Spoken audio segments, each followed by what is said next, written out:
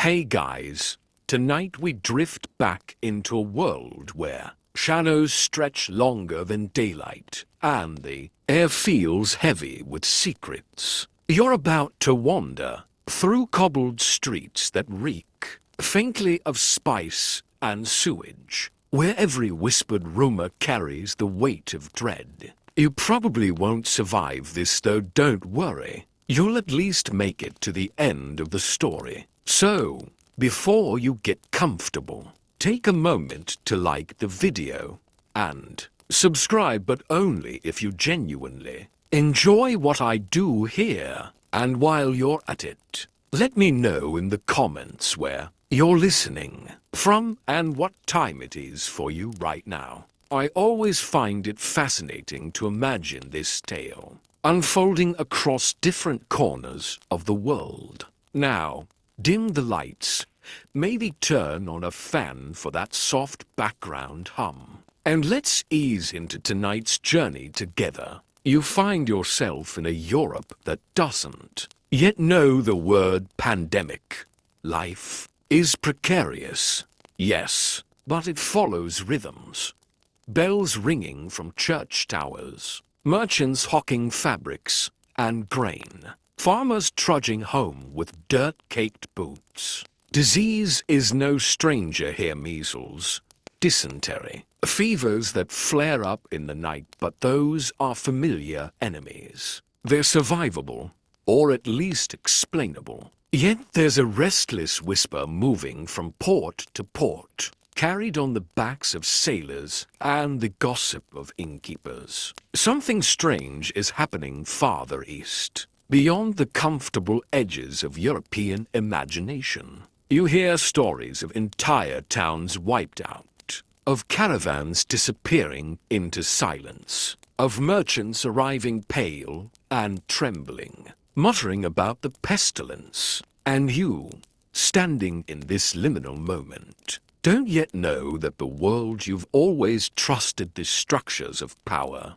faith, and labor are about to be undone. It begins, almost invisibly, with rats and their stowaway passengers, fleas. You can almost picture them, tiny acrobats leaping from one warm body to another, fearing a death that no one yet understands. Here's a mainstream fact for you. The bacterium behind all this horror is something modern science calls Yersinia pestis. But of course, nobody in your 14th century street corner has a microscope. To them, it's not bacteria, it's God's anger, or maybe a foul wind drifting in from the east. Oddly enough, people in China centuries earlier had already noticed plague traveling with rodents. Mongol records even describe sudden deaths among troops on campaign. Still, across Europe, that knowledge never arrives. Instead, you hear only muffled echoes, rumors of cities where the dead outnumber the living, and where fires burn day and night just to keep the smell at bay. Scholars still argue whether the disease traveled first along overland Silk Road caravans or mainly by sea, through trading posts on the Black Sea. But for you, wandering through this hazy moment, the distinction doesn't matter. What matters is the tension, a sense of storm clouds gathering while you pretend the skies above you are still clear.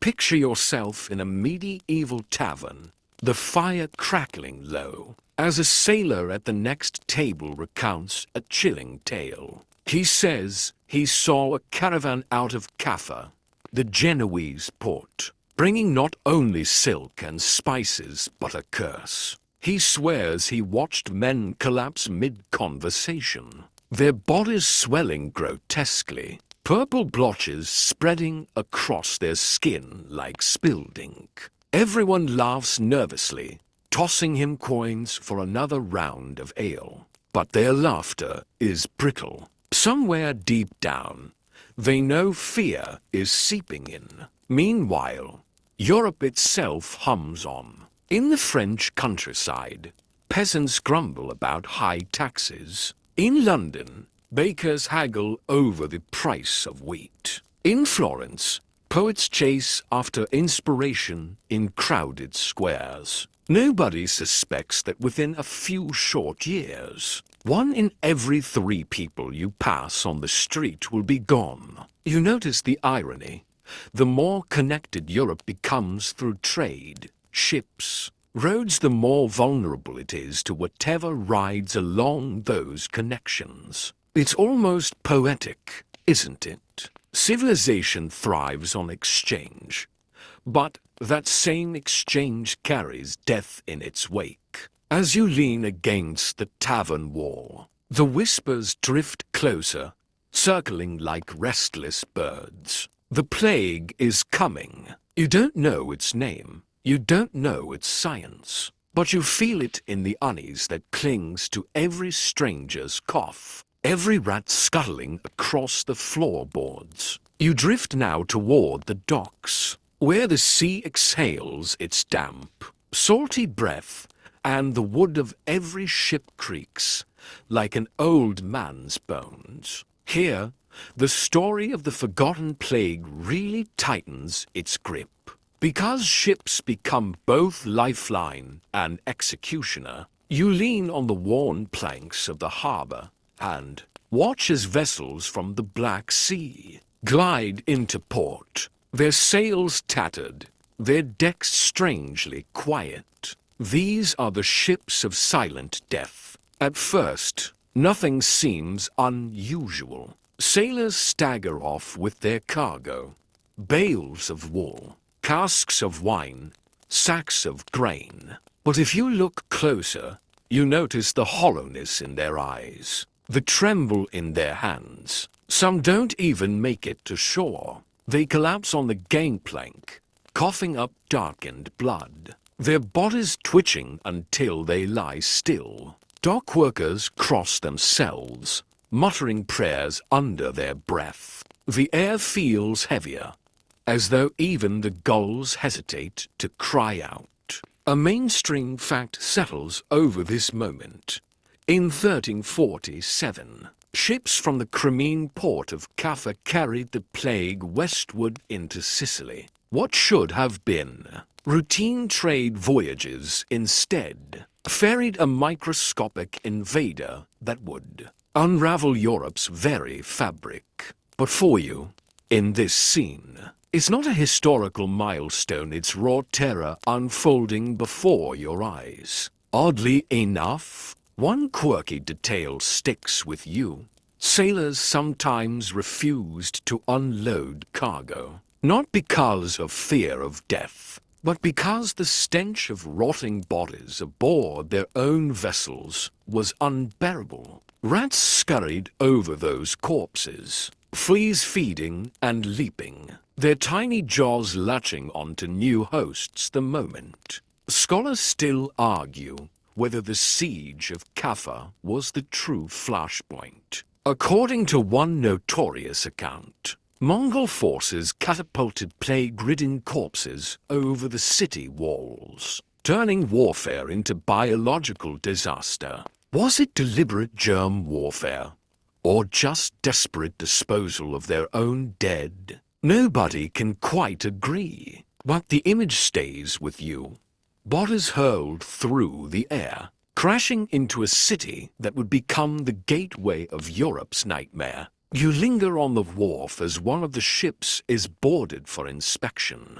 The officials climb aboard with stern expressions, only to stagger back minutes later, pale as parchment. Inside the cabins, sailors lie in heaps, their skin mottled with blackened sores, their limbs stiffening in grotesque angles. The ship is more morgue than vessel, more coffin than carrier. And yet, despite their horror, the dock workers cannot resist the lure of goods. Cargo is carried off, handled, sold tiny fleas hitching rides on cloaks and sacks, scattering into the city like sparks on dry straw. The irony isn't lost on you. Europe's prosperity, the trade networks, the hunger for goods, the restless movement of people is exactly what ensures the plague's swift arrival. The more the ships come, the more death disembarks with them. As the sun dips below the horizon, you imagine the scene repeating across ports: Marseille, Genoa, Venice. Each time a new ship slides into the harbor, sails snapping like skeletal fingers. Each time a few sailors stumble off, coughing and bleeding, while others never rise again. Each time rats scuttle unseen across ropes and planks, ferrying death ashore.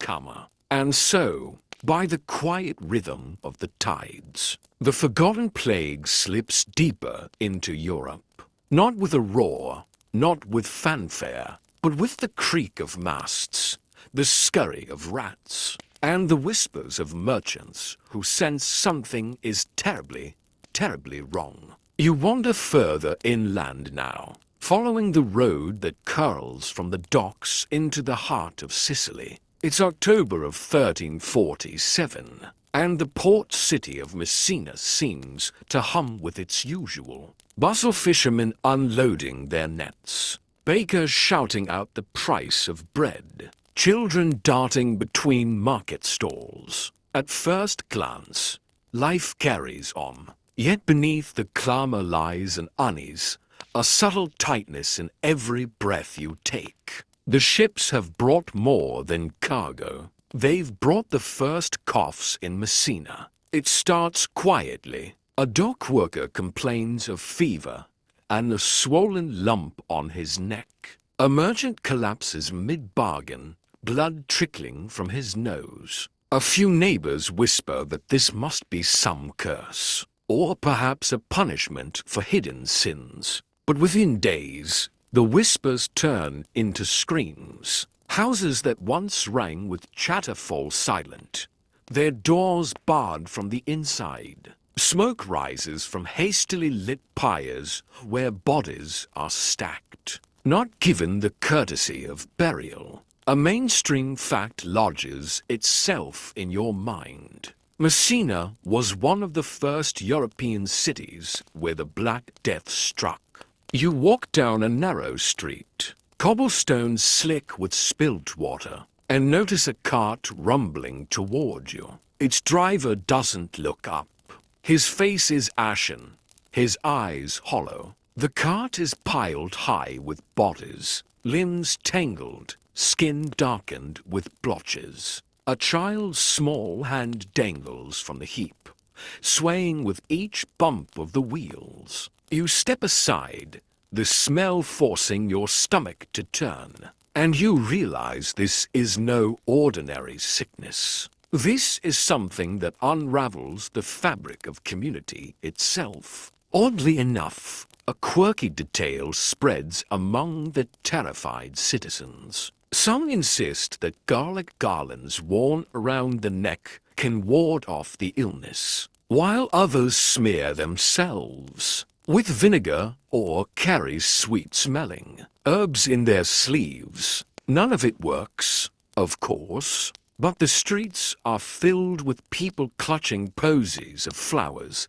as if salvation might bloom from their stems. Scholars still argue whether the disease in Messina spread primarily by flea-borne bites or whether a pneumonic form passed directly through the air dominated. In those early outbreaks, you don't need the answer. You just know the air itself feels hostile, each cough nearby sounding like a death knell. As you pass a chapel, you notice a priest standing outside, hands trembling as he blesses the dead brought to his steps. His voice is hoarse from endless prayers, but his eyes betray fear. Even God's chosen seem powerless. Inside the chapel, candles flicker before statues of saints, their wax running like tears. Desperate townsfolk press coins into the offering box, begging for divine protection. Yet the line of sick at the door grows longer, the priest's hands shakier. By the end of the first week, Messina changes completely. Families refuse to open their doors. Friends cross the street to avoid each other. The marketplace empties, its stalls abandoned, bread going stale. The bells that once marked daily prayers toll now for the dead. Their steady peals like the heartbeat of a city slipping into panic. You pause in the central square, where children once played tag. Now, only the wind moves here, rustling scraps of parchment that flutter like ghosts. You realize Messina isn't just sick, it's unraveling. And the plague, unseen yet undeniable, has made its home in Europe. You leave Messina's crumbling streets behind, but the echo of coughs and clanging funeral bells follows you like a shadow. As you wander northward, crossing into towns and villages, you realize this isn't an isolated tragedy. Fear crawls through the streets, clinging tighter than the disease itself. Imagine yourself in a small Italian village. The houses are pressed together like nervous neighbors, their wooden beams creaking as if whispering secrets. At first, life still sputters on. Bakers knead their dough. Children sneak into orchards to steal apples. But then, one house shutters its windows. No one answers the knock at the door. Rumors spread. The family inside has black swellings under their arms, the dreaded. As you walk, you notice how paranoia twists human behavior. A woman coughs once in the market, and everyone around her scatters. A merchant's wife faints from exhaustion, and whispers immediately brand her. Plague struck. Friends refuse to touch each other. Lovers pull apart their hands. Even priests hesitate to enter houses for last rites, their voices trembling as they mutter blessings from the threshold. The fear itself becomes infectious. You feel it pressing in, making every cough in the distance sound closer, every shadow darker. Streets that once carried laughter and gossip now crawl with suspicion. The plague may kill the body, but fear strangles the soul first. By the time you step into another town square, you see gallows standing tall. Not for criminals, but for anyone accused of spreading the sickness deliberately. Travelers, foreigners, the unlucky stranger who happened to arrive at the wrong moment. The air reeks not just of illness, but of mistrust. And so, you realize Europe is transforming, not just dying but mutating, house by house, street by street. Fear is its own contagion, and there's no cure for that. You drift into another city, its stone gates yawning open like tired jaws. The streets are eerily quiet, broken only by the distant toll of bells. As you wander, figures appear strange. Spectral shapes dressed in heavy robes, their faces hidden behind long, curved masks. At first glance,